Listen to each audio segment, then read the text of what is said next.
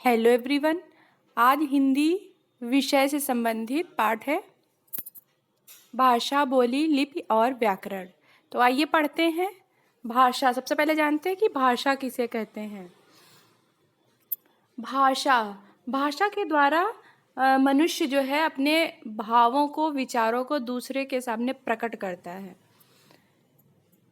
परिभाषा जो है इसकी क्या होती है? मनुष्य बोलकर अपने भाव को व्यक्त करता है तथा आवश्यकता पड़ने पर वह लिखकर भी मन की बात को स्पष्ट करता है।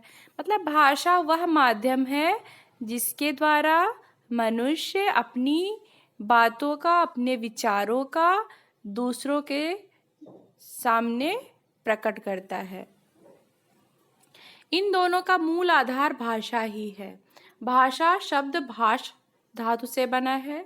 इसका अर्थ होता है बोलना। भाष का अर्थ क्या होता है? बोलना, कहना। हम अपने विचारों को जो कहते हैं वो भाषा होती है। चाहे वो विचारों को हम लिखकर कहें, चाहे बोलकर प्रकट करें। मनुष्य जिन ध्वनियों को बोलकर अपनी बात कहता है उसे भाषा कहते हैं। अब देखिए स्पष्ट रूप से जो है इसकी परिभाषा क्या हुई? भाषा वह साधन है जिसके द्वारा मनुष्य बोलकर, सुनकर, लिखकर व पढ़कर अपने मन के भावों या विचारों का आदान प्रदान करता है। उसका माध्यम बोलकर भी हो सकता है, लिखकर भी हो सकता है, पढ़कर भी हो सकता है, सुनकर भी हो सकता है, जिसके द्वारा वो अपने जो है विचारों को प्रकट कर सके और दूसरों के विचारों को वो समझ सके। वह साधन जो है भाषा कहलाता है। अब देखिए भाषा के कितने रूप होते हैं? भाषा के दो रूप होते हैं। मुख्यतः भाषा के कितने रूप होते हैं? दो, मौखिक भाषा और लिखित भाषा। अब जैसा देखो नाम से ही हमें पता चल जाएगा। मौखिक भाषा, जब हम अपने भावों को बोलकर प्रकट करते हैं तो भाषा का मौखिक रूप कहलाता है। जब व्यक्ति अपने मन के भावों को बोलकर व्यक्त करता है तो वह भाषा का मौखिक रूप कहलाता है। और जब व्यक्ति अपने भावों को लिखकर व्यक्त करता है तो वह भाषा का लिखित रूप कहलाता है। तो समझ में आया? भाषा जो है कितने रूप हुए? भाषा के दो रूप, मौखिक भाषा जो हम बोलकर प्रकट करते हैं और लिखित भाषा जिसको हम लिखकर प्रकट करते हैं। लिपि, भाषा का प्रयोग करते समय हम सार्थक ध्वनियों का प्रयोग करते हैं। मतलब स्पष्ट जो शब्द हैं जिनका एक व्यवस्थित, उचित अर्थ निकलता है, उसी को हम लिखने के लिए प्रयोग करते हैं। इन्हीं मौखिक ध्वनियों को जिन चिन्हों द्वारा लिखकर व्यक्त किया जाता है वे लिपि कहलाते हैं। अब जैसे भाषा को हम प्रकट करना चाहते हैं दूसरों के सामने लिखकर, तो उसको लिखने के लिए, भाषा को लिखने के लिए कुछ चिन्ह होते हैं। तो उन चिन्हों को, जो हम ध्वनियाँ बोलते हैं, उन ध्वनियों को जब हम लिखते हैं वो चिन्ह होते हैं, उन्हें क्या कहा जाता है? लिपि कहा जाता है। लिपि की परिभाषा हम इस प्रकार दे सकते हैं। किसी भी भाषा के लिखने की विधि को लिपि कहा जाता है। कोई भी भाषा हो, चाहे हिंदी हो, चाहे इंग्लिश हो, चाहे वो जो है उर्दू हो, संस्कृत हो, सभी भाषाओं के लिखने की एक विधि होती है, व्याकरण होती है। उसके आधार पर ही हम भाषा को लिखते हैं। तो उस विधि को क्या कहते हैं? लिपि कहते हैं। प्रत्येक भाषा के लिपि चिन्ह अलग अलग होते हैं। अब जैसे सारी भाषाएं हैं, सभी भाषाओं की अपनी अपनी लिपियां होती हैं तथा उन्हें अलग अलग नामों से जाना भी जाता है। सबकी भाषाएं अलग होती हैं, उनकी लिपियां अलग होती हैं और अलग अलग नाम भी होते हैं। जैसे हिंदी व संस्कृत भाषा की लिपि क्या है? देवनागरी है। इसी प्रकार अंग्रेजी भाषा की लिपि रोमन, पंजाबी भाषा की लिपि गुरमुखी और उर्दू भाषा की लिपि फारसी है।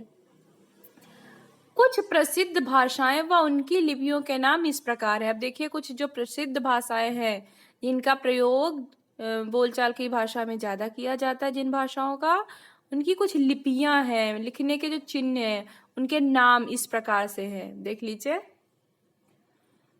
एक तरफ भाषा लिखा हुआ है, दूसरी तरफ लिपि। जैसे हिंदी, संस्कृत, मराठी, इसकी लिपि क्या है?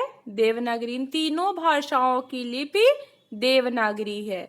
उसी प्रकार से पंजाबी भाषा की गुरमुखी, उर्दू की फारसी, अरबी की अरबी, तो इस तरह से बंगला की बंगला, रूसी और अंग्रेजी, जर्मन, फ्रेंच, स्पेनिश की रोमन। तो ये इनकी क्या हुई? लिपियां हुई। अब देखिए, भारत एक ऐसा देश है जहाँ अनेक भाषाएं बोली जाती हैं। अब कौन कौन सी भाषाएं बोली जाती हैं? हिंदी है, संस्कृत, पंजाबी, उर्दू, कश्मीरी, बंगला, उड़िया, तेलुगु, असमिया, सिंधी, गुजराती, बोडो, डोगरी, मैथिली, कन्नड़, संथाली, मणिपुरी, कोंकणी, संथाली, मलयालम, नेपाली, मराठी। इस प्रकार अब भारत में निम्नलिखित 22 भाषाएं प्रचलित हैं। कितनी भाषाएं प्रचलित हैं? बताइए। 22 भाषाएं प्रचलित है। ध्यान रखना ये। अब देखिए, भारत के अधिकांश हिस्सों में यही भाषा बोली और समझी जाती है। कौन सी? हिंदी भाषा की 5 उपभाषाएं हैं। ये भी प्रश्न एक पूछा जाएगा कि हिंदी भाषा की कितनी उपभाषाएं हैं, तो ध्यान रखना है हिंदी भाषा की 5 उपभाषाएं हैं।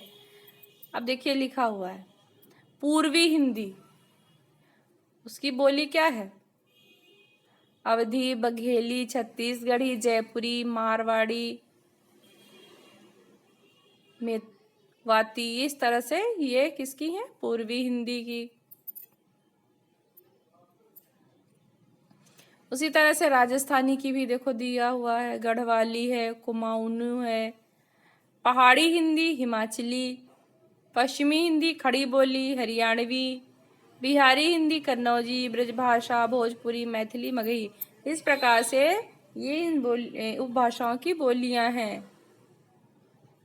अब इसमें देखिए प्रश्न है, कुछ महत्वपूर्ण प्रश्न है, ये जो है आप बताइएगा। पहला प्रश्न है, भाषा किसे कहते हैं?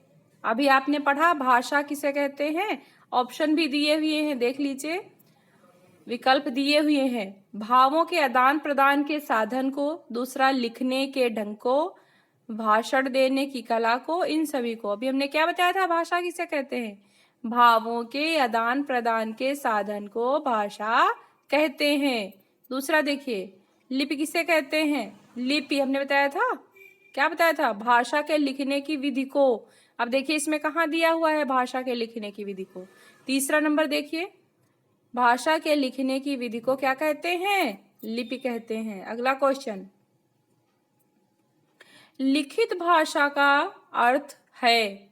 अब हमने बताया था लिखित भाषा का अर्थ क्या होता है? जब हम लिखकर अपने भावों को जो है व्यक्त करते हैं, अपने विचारों को व्यक्त करते हैं। कहाँ दिया हुआ है? पहला, लिपि को समझना, गलत हुआ। विचारों का लिखित रूप, किसी के समक्ष लिखकर विचार देना, विचारों को बोल बोल कर लिखना। बताइए। तो भाषा विचारों का लिखित रूप है, लिखित भाषा विचारों का लिखित रूप है। हिंदी भाषा की उत्पत्ति किस भाषा से हुई? संस्कृत भाषा से। अगला देखिए, हिंदी भाषा की कितनी उपभाषाएं हैं? कितनी बताई थी? 5 उपभाषाएं हैं। भाषा के क्षेत्रीय रूप को क्या कहते हैं? बताइए। उपभाषा, बोली, विभाषा क्या कहते हैं? बोली कहते हैं। अब देखिए, ये तो आज का पाठ हुआ। Thank you so much.